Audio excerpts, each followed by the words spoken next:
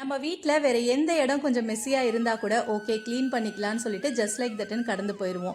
அதே கிச்சன் கொஞ்சம் மெஸ்ஸியாவோ சிங்கில் 4 பாத்திரம் கடந்துச்சுன்னு வச்சுக்கோங்க, முழுசாக சந்திரமுகியாக மாறின கங்காவை பாருன்னு அன்றைக்கி டே ஃபுல்லாக நம்ம அப்படி தான் இருப்போம்.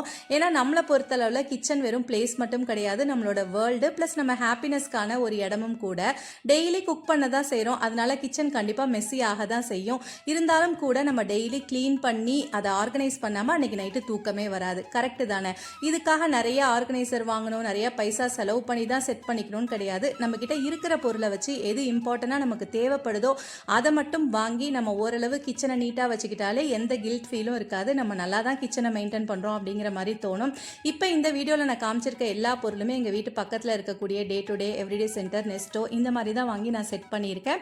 இது எல்லாமே ஒரே நாள்லையும் நான் வாங்கலை, கொஞ்சம் கொஞ்சமாக வாங்கி கவுண்டர் டாப் செட் பண்ணியிருக்கேன். நல்லா இருக்கான்னு சொல்லுங்கள். தேங்க்ஸ் ஃபார் வாட்சிங். Bye bye.